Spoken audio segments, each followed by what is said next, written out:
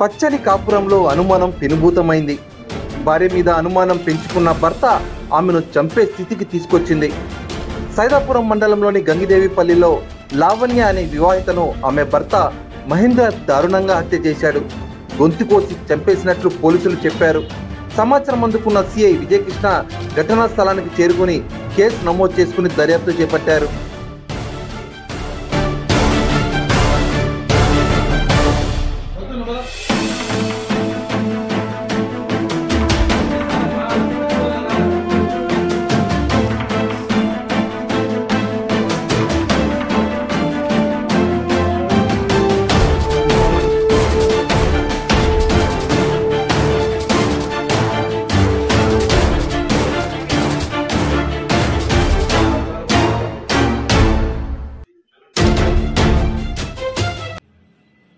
ఈరోజు తెల్లవారుజామున సుమారు 2 గంటల ప్రాంతంలో సైదాపురం మండలంలో ఉన్నటువంటి గంగదేవిపల్లి అనే గ్రామంలో మీ హరిజనవాడలో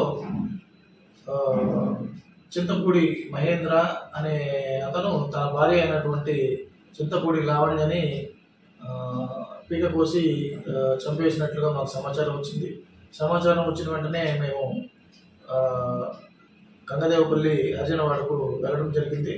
అక్కడ మేము చూసిన దాంట్లో చనిపోయి లావణ్య అనే వివాహిత చనిపోయి ఉన్నట్లు గుర్తించినాము. దాని మీద వారి యొక్క తల్లి అయినటువంటి వారి వద్ద ఫిర్యాదు తీసుకొని కేసు నమోదు చేసి దర్యాప్తు ప్రారంభించాము. దర్యాప్తులో భాగంగా మేము అతని యొక్క భర్త అయినటువంటి మహేంద్రను అదుపులో తీసుకోవడం జరిగింది. అతనుని విచారించి ఈరోజు